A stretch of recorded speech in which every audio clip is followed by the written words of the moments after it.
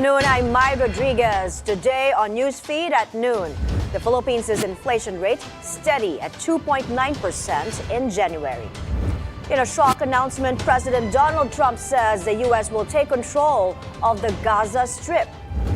At least 10 people are killed in a school shooting in Sweden.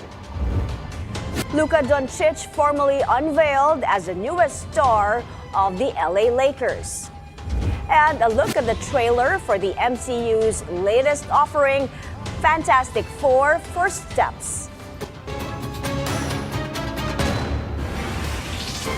Thanks for joining us. All eyes on the House of Representatives as we look at whether or not they will finally act on the impeachment complaints against Vice President Sara Duterte this last session day. The Secretary General has said the complaints will move forward this week before lawmakers go on a break for the upcoming elections. Our correspondent Xandro Ochona is monitoring developments at the lower chamber. He joins us now for an update. Xandro, what can you tell us? What's happening so far? Well, Mai, it's a wait-and-see situation on the moves to impeach Vice President Sara Duterte as the House of Representatives is down to its last session day today.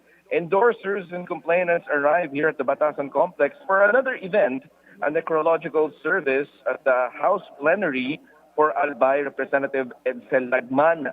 Camarines Norte 3rd District Representative Gabriel Bordado, one of the endorsers of the third impeachment complaint, said they may be pressed for time. But former Bayan Muna Representative Nery Colmenares, one of the complainants of the second impeachment complaint, thinks otherwise. Colmenares believes if the House transmits these impeachment complaints to the Senate, well, rumors has been circulating of a fourth impeachment complaint, but none from the majority has confirmed of this move. Under the House rules, 1/3 signature is required to fast-track the impeachment immediately, transmitting the complaint to the Senate, which will act as an impeachment court. ACT Teachers Party List Representative Franz Castro, an endorser of the second impeachment complaint, says the majority may be presenting something at the plenary later as several House members are in caucus right now. Sa tingin ko kasi wala nang panahon eh. Wala nang panahon. Ito na ang last day namin. And we will be out for more than 4 months. Campaign. So sa tingin ko wala na eh. Wala nang panahon para mag-focus pa dyan sa impeachment. I don't know if that can still be pursued pag bumalik kami sa June.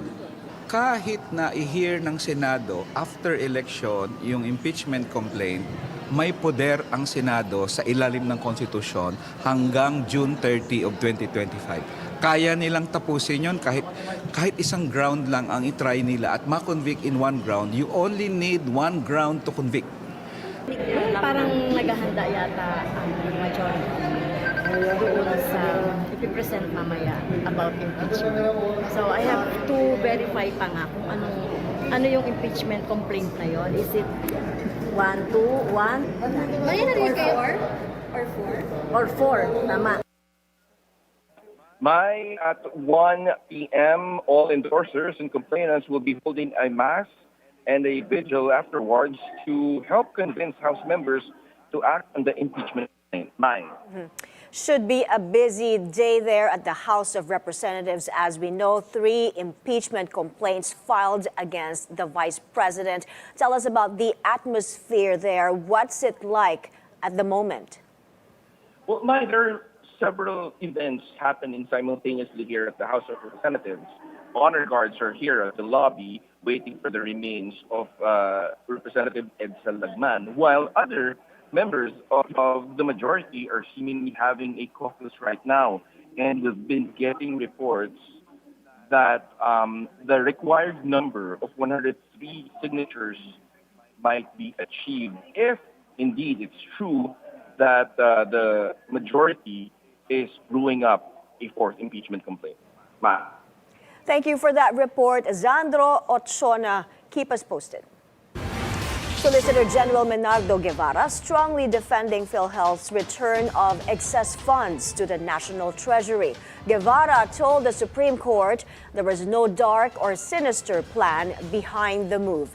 He said the transfer was a temporary legal measure to address concerns on fund availability for important government programs and projects. The court held oral arguments on a petition questioning the legality of the fund transfer.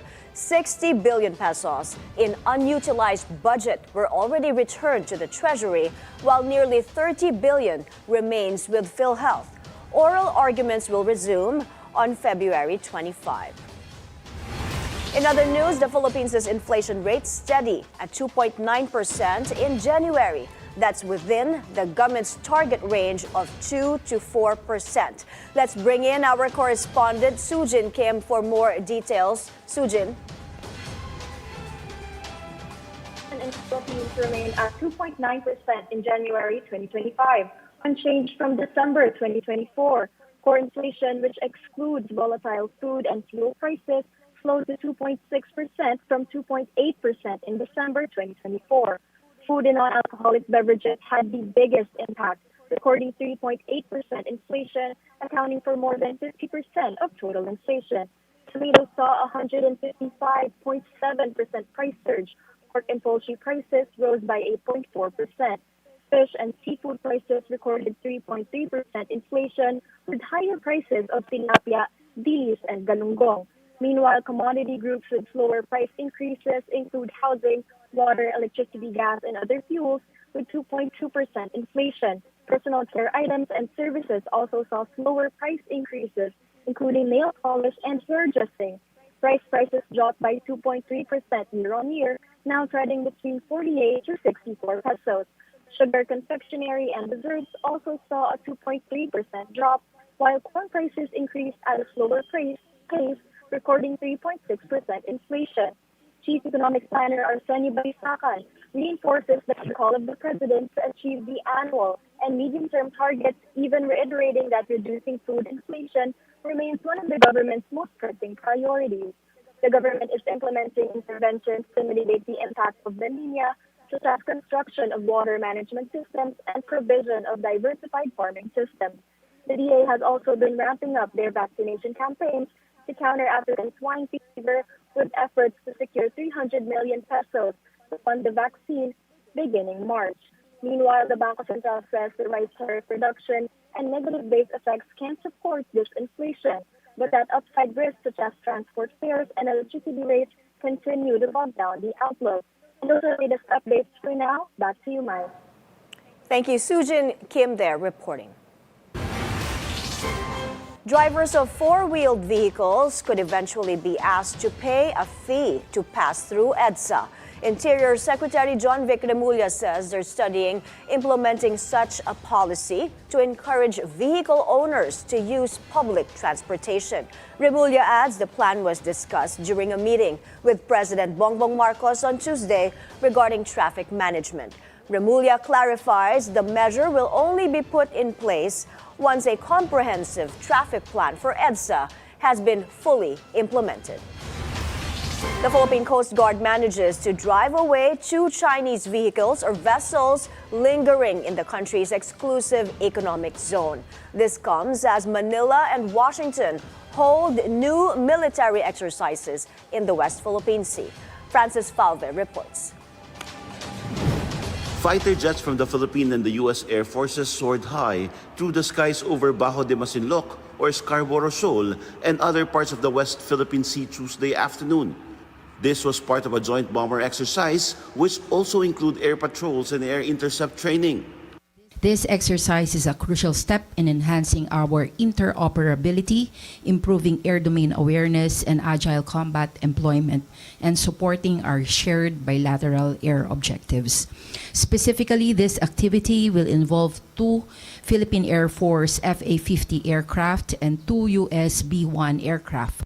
While the Air Force of the Philippines and the U.S. were conducting training, the Philippine Navy meanwhile trailed 3 ships of the People's Liberation Army of China in the West Philippine Sea. Almost simultaneously, the PCZ monitored and drove away 2 2 CCG vessels that they have spotted in our exclusive economic zone for several days. China Coast Guard vessel 3104. This is Philippine Coast Guard vessel BRP Cabra. According to Commodore J. Tariela, BRP Cabra persistently pursued CCG vessels 3301 and 3104 until they exited the EEZ. Do not possess any legal authority to patrol within a Philippine exclusive economic zone. The Philippine Coast Guard continuously issued radio challenges to the Chinese vessels, asserting they had no right to patrol Philippine waters. We are not carrying out other actions that would escalate the tension. We're just adhering to what is applicable and in line with the international law. Meanwhile, the Philippine Navy closely monitored 3 Chinese warships as they passed through the Sulu Sea. According to Navy spokesperson for the West Philippine Sea, Rear Admiral Roy Vincent Trinidad, the first Chinese Navy ship was spotted on February 1 near Bajo de Masinloc. Tracking data showed that the first ship was followed by 2 more PLA ships, which then passed Cuyo Island and the Basilan Strait. Despite repeated radio challenges, the Chinese ships did not respond. Instead, they simply invoked their so-called right to freedom of navigation and innocent passage. While the Philippine Navy remains unconvinced by this explanation, they do not see it as alarming, as there is a strong possibility that the Chinese warships were en route to Indonesia for the upcoming Komodo exercise this Saturday. We'll be sending off a ship this coming Saturday to participate in the exercise Komodo, which will be hosted by Indonesia. A lot of foreign warships will be participating there. As of Monday night, the 3 Chinese PLA vessels had already left Philippine waters, and by Tuesday, they were about 120 nautical miles from Basilan. Francis Polbe, Bilyonaryo News Channel. Heading now to the U.S. as President Donald Trump continues to upend Washington's foreign policy. In a shock announcement, Trump said the U.S. will take control of the Gaza Strip. Speaking alongside Israeli Prime Minister Benjamin Netanyahu at the White House, Trump claimed he would turn the Palestinian enclave into the Riviera of the Middle East. The U.S. will take over the Gaza Strip, and we will do a job with it, too. We'll own it and be responsible for dismantling all of the dangerous unexploded bombs and other weapons on the site, level the site and get rid of the destroyed buildings, level it out, create an economic development that will supply unlimited numbers of jobs and housing for the people of the area. Trump is also proposing the permanent displacement of Palestinians, repeating his call for Jordan, Egypt, and other Arab states to take them in. It's all death. If we can get a beautiful area to resettle people permanently in nice homes and where they can be happy and not be shot, not be killed, not be knifed to death like what's happening in Gaza. And right now you have in Gaza a very dangerous situation in terms of explosives all over the place, in terms of tunnels that nobody knows who's in the tunnel. The whole thing is a mess. This is a very, very difficult situation, but we're going to get it solved. I don't think people should be going back to Gaza. I think that Gaza has been very unlucky for them. They've lived like hell. Palestine's envoy to the UN firing back at Trump's proposals. Ambassador Riyad Mansour says world leaders should respect the desire of Palestinians to remain in Gaza. He adds if Trump wants Palestinians to settle in what he called a nice place, that nice place would be their own country. Our country and our home is the Gaza Strip. It's part of Palestine. We have no home. For those who want to send them to a happy, nice place, let them go back, to their original homes inside Israel. There are nice places there, and they will be happy to return to these places. But in the meantime, our homeland is our homeland. If part of it is destroyed, the Gaza Strip, the Palestinian people selected the choice to return to it. In 2 days, in a span of few hours, 400,000 Palestinians walking returned to the northern part of the Gaza Strip. I think that we should be respecting the selections and the wishes of the Palestinian people. Aside from his planned takeover of Gaza, Trump also extended a funding pause for the UN Palestinian Relief Agency. He also withdrew the U.S. from the UN Human Rights Council once again. Trump has long accused both UN agencies of anti-American bias. Both moves also mirrored actions he took during his first term. As for the UN, it says it has worked tirelessly to implement many reforms to increase efficiency and innovation. Donald Trump also considering closing the U.S. Education Department. The president says he wants to let states run schools instead. Trump adds he's willing to work with Congress on this, or he could just sign an EO. So we're ranked number 40 out of 40 schools, right? We're ranked number 1 in cost per pupil. So we spend more per pupil than any other country in the world, and we're ranked at the bottom of the list. We're ranked very badly.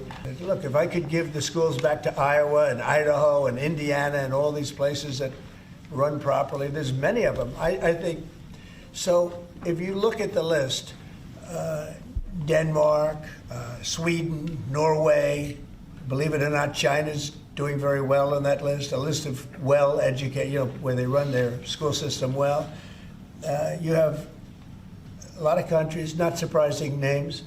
I think that if you moved our schools into some of these states that are really well-run states, they would be as good as Denmark and Norway and Sweden and some of the other states.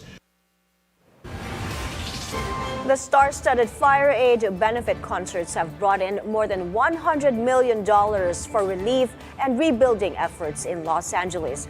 LA was hit by tragedy last month when wildfire swept through large parts of the City of Angels, killing at least 29 and displacing tens of thousands of people. Organizers say Fire Aid is still accepting donations online. More than 50 million watched the concerts across 28 streaming platforms. They featured more than 30 artists, including Lady Gaga and Stevie Nicks. We're taking a break. Up ahead, at least 11 are killed in what is said to be the worst mass shooting in Sweden's history. The details when Newsfeed at noon returns.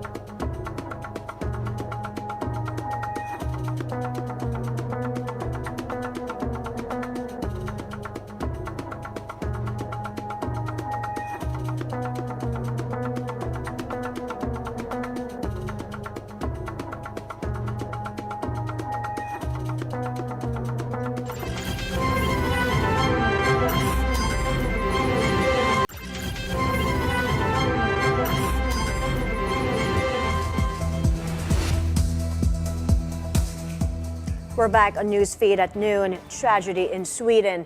At least 11 killed in what has been described as the worst mass shooting in the country's history. The gunman believed to be among the dead. Authorities say the suspect acted alone. An investigation is underway to determine the motive. Sweden's Prime Minister offering condolences to the families of the victims. Vi har idag sett att what simply cannot happen has now also happened in Sweden. Today, we have seen a brutal, deadly violence against completely innocent people. This is the worst mass shooting in Swedish history. There are still a lot of answers missing, and I can't give them the answers either. But there will come a time when we will learn what has happened, how it could happen, and what motives may have been behind it. My and our thoughts are with the victims and their relatives, friends, and families. We also think of all the students at the school and of the children and young people in Örebro whose school day today turned into lockdown and fear.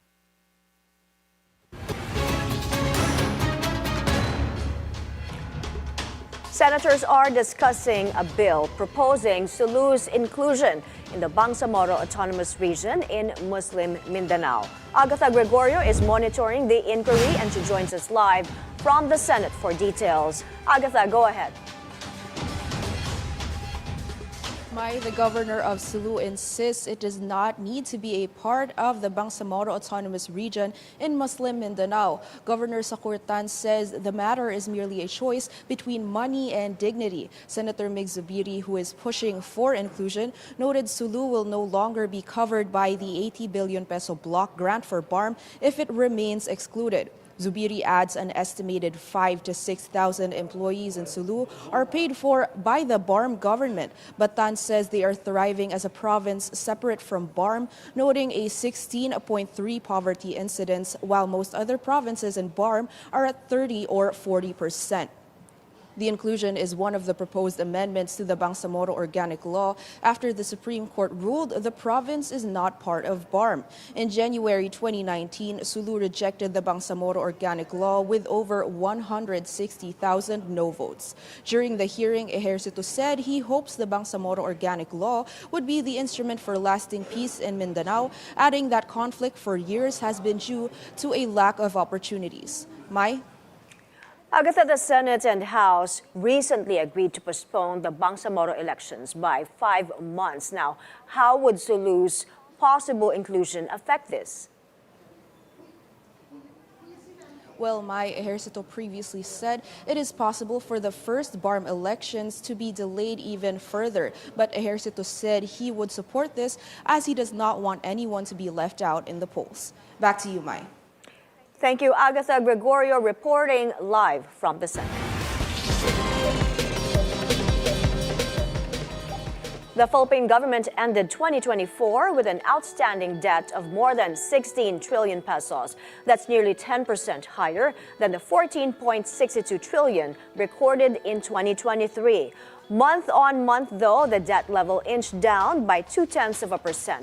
The Treasury Bureau attributes the latest figures to higher debt issuances and a stronger dollar. The Internal Revenue Bureau vows to run after tax evaders as it sets a higher collection target this year. The agency also pledges to boost digitalization efforts as part of its modernization initiatives. This report from Sujin Kim. I've said this before. We will hold those who continue to circumvent our system accountable. The Bureau of Internal Revenue is intensifying its crackdown on tax evasion as it launches the 2025 National Tax Campaign. According to BIR Commissioner Romeo Lumagi Jr., the government will not spare those who evade, cheat, or attempt to avoid paying their taxes. In 2024, the agency surpassed its tax collection target of 2.848 trillion pesos, 33% higher than 2023 collections, the highest recorded in BIR history, and the first time it met the target set by the Development Budget Coordinating Council. But this year, the target is even higher, set at 3.2 trillion pesos. Ano po ba ang ibig sabihin nito sa ating mga kababayan? Ang buwis ng ating inihulog noong nakaraang taon ay katumbas ng lagpas na 1 milyong bagong paaralan, 190,000 kilometro ng kalsada, o di naman ay 100 at 67,000 rural health facility. Ngayong araw na ito, muli kaming nananawagan sa ating mga kababayan at magpapaalala sa pagpapabayad ng tamang buwis. As we enter another tax season, I challenge you once again. Let us raise the bar even higher to achieve the 3.2 trillion peso target for this year. Let us surpass expectations. To streamline tax payments, the BIR is advancing its digitalization and modernization initiatives. From the very beginning, yan ang ginagawa natin, yan ang tinututukan natin. Sinisigurado natin na kung ano man yung magiging ultimate result ng ating digital transformation ay mararamdaman ng mga taxpayers. Tax compliance is now more convenient for businesses, allowing them to focus on their business's growth and their productivity. That is the modernization we aim for. in a tax system that truly serves the people. In 2024, 85% of payments were made online through e-payment systems, equivalent to 2.06 trillion pesos in collections. The BIR aims to achieve 95% digitized payments by the end of 2025.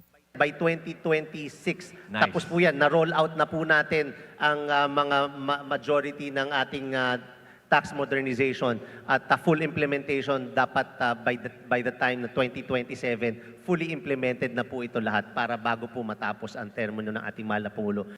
Meanwhile, Lumagi is hopeful for the passage of several revenue-boosting bills, including the excise tax on single-use plastics and mining. Sujin Kim, Bilyonaryo News Channel. The Bangko Sentral also stepping up efforts to entice the public to shift to cashless transactions. Among its plans, eliminating transfer fees for digital payments. Sujin Kim returns with the details. BSP officials acknowledge that high transfer fees remain one of the top barriers preventing Filipinos from shifting to cashless transactions. Efforts are underway to lower costs, particularly InstaPay and PesoNet transactions, which are widely used for fund transfers between banks and e-wallets. So that's what we are trying to do now. We are working with the industry and working together to find ways of reducing, if not altogether, doing away with fees for transfers. To make fund transfers more affordable, the BSP is set to launch the request to pay for cash-in system in 2025, which is expected to drive down the cost of loading funds into e-wallets and bank accounts. This move aims to ease financial transactions for businesses and individuals who regularly transfer money digitally. So what's next for us? Basically, on the retail front, this is what's ahead. No? Again, this year, 2025, we're going to launch the request to pay for cash in. We're sure that it will drive down the cost of cash in when you load funds into your e-money or bank account from another e-money. Usually you flow from bank account to e-money. Additionally, BSP is actively collaborating with other central banks to improve cross-border payments, particularly with large Filipino migrant communities. This initiative could lower remittance costs, benefiting millions of overseas Filipino workers who send money home. The BSP is also aiming for higher transaction volumes to reduce unit costs for financial institutions. So why are we doing all of this? Again, it's because we want to get more people to switch, or to have more people use digital payments and to have them use it more frequently. So, whereas before, non-user siya, meaning they never use digital payments at all, we want them to start using. And for those who use digital payments twice a week, 3 times a week, we want them to use it for like 10 times a week, 15 times a week. Sujin Kim, Bilyonaryo News Channel.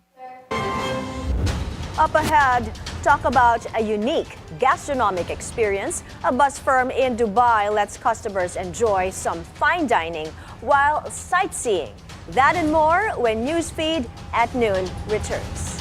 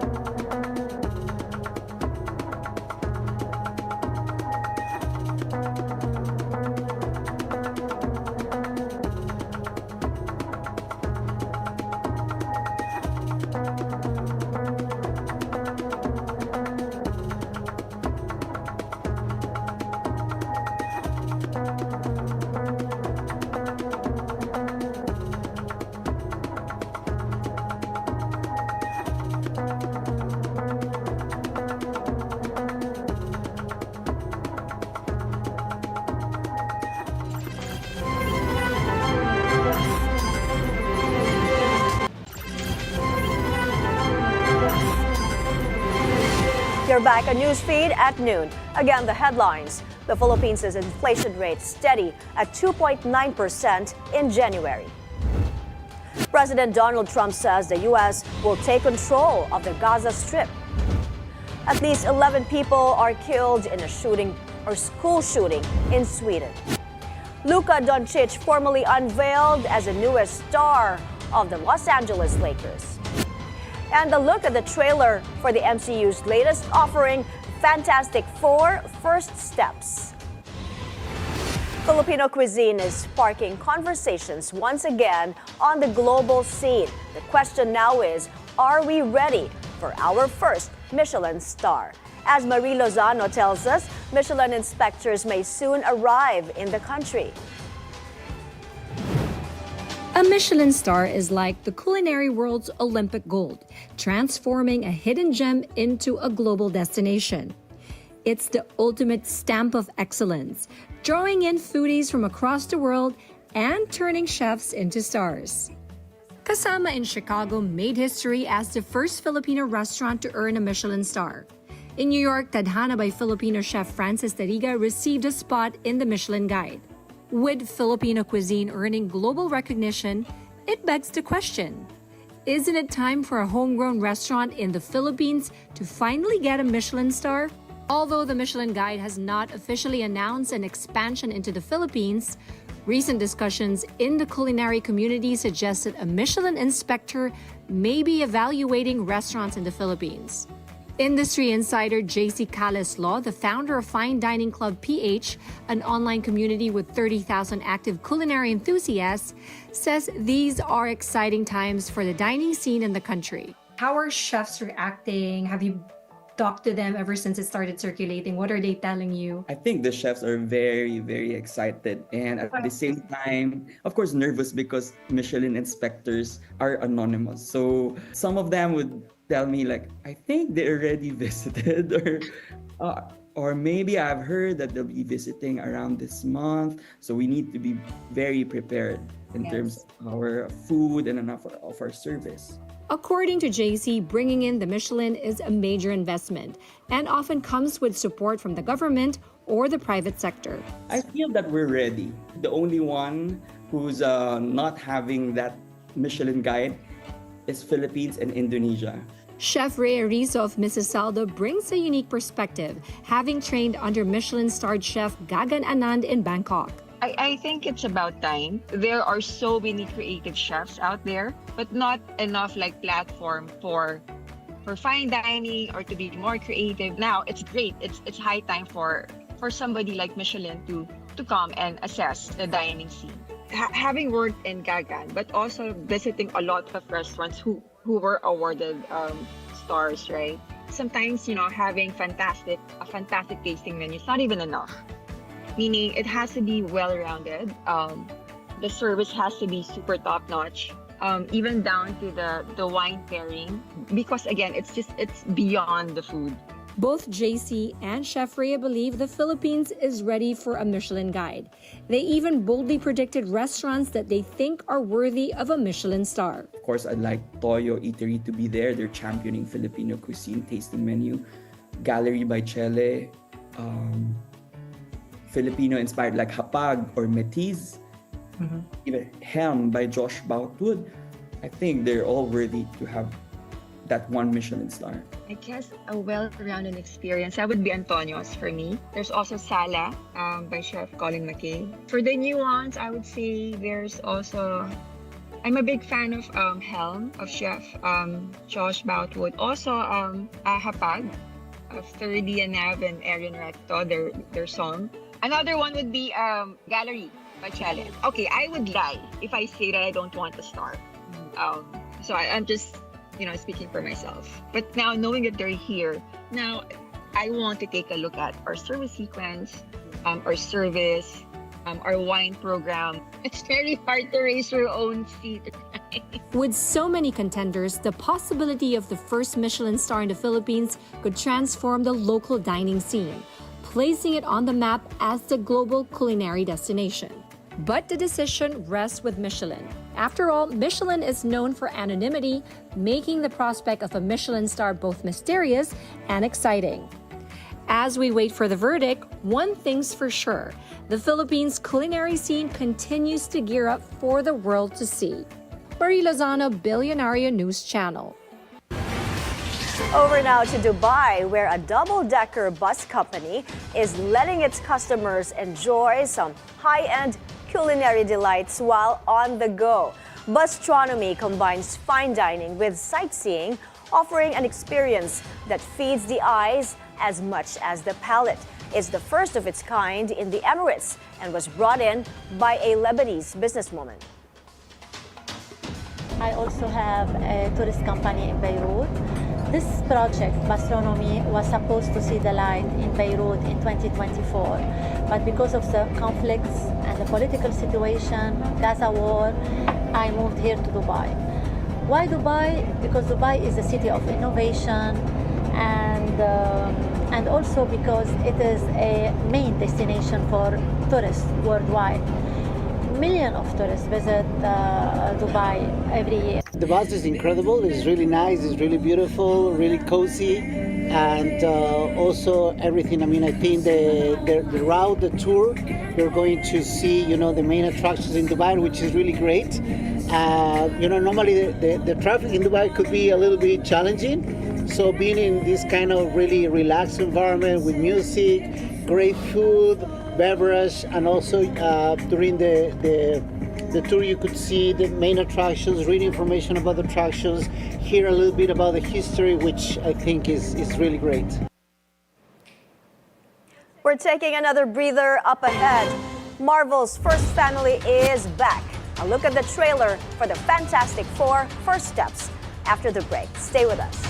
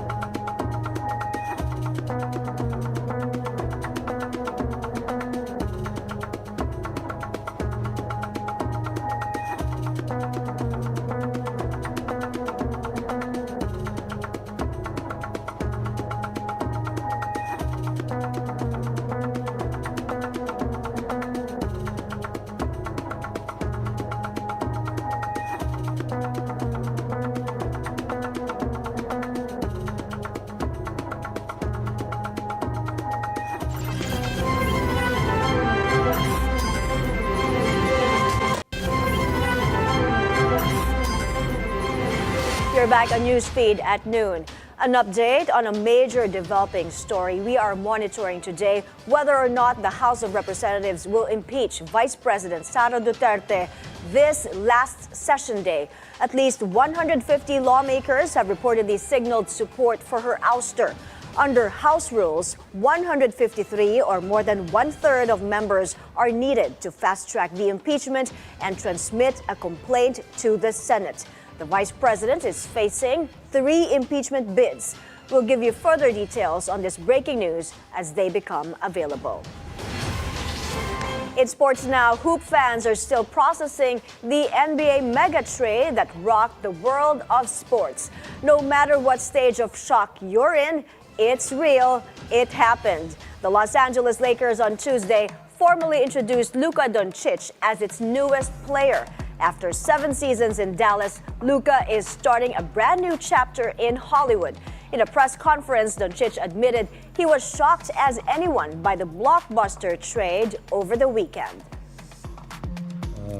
Everybody was surprised, so you can imagine how surprised I was. I was almost asleep, so when I got a call, I had to check it was April 1st. I didn't really believe it at first, and it was a bit shock. It was hard moments for me. It was home, so it was really hard moments for me, especially the first day. But as I said, I get to play in the greatest club in the world, and I'm excited for this new journey. I thought I was going to spend my whole career there because I think loyalty is a big word for me, and I was trying to stay by that. But this for me is a fresh start. I get to play in LA. The fans are amazing, and I got the ocean here, so it's a really big thing for me. But I'm really excited to be here. I getting to play for the Lakers, and everybody can say that. And many legends pass here, many championships. So that's my goal. Doncic also talked about teaming up with his idol LeBron James. He described playing with the king as a dream come true. Yeah, he called me right away. He was in New York, so he called me right away. And we didn't talk much because, he said, I understand what you're feeling. But that was really nice of him just to call me right away and welcome me to LA. And the first face-off between the Lakers and the Mavs will be on February 26, Philippine time.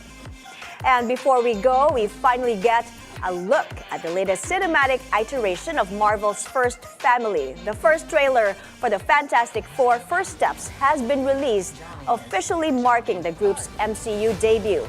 Set in a 60s-inspired retro-futuristic Earth, the film stars Pedro Pascal as Mr. Fantastic, Vanessa Kirby as the Invisible Woman, Joseph Quinn as the Human Torch, and Ebon Moss-Backrack as The Thing.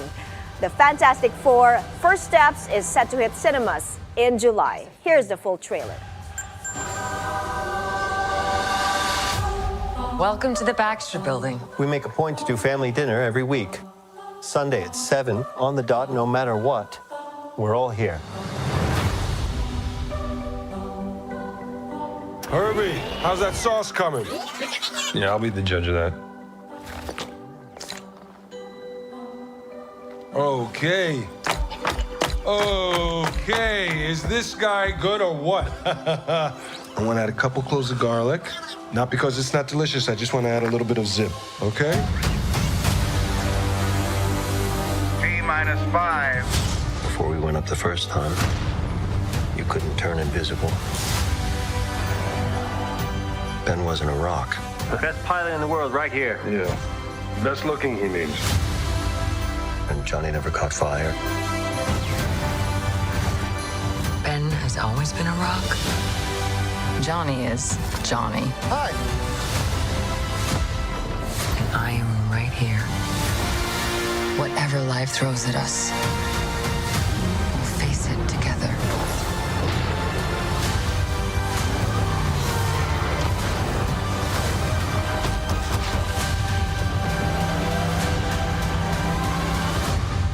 As a family.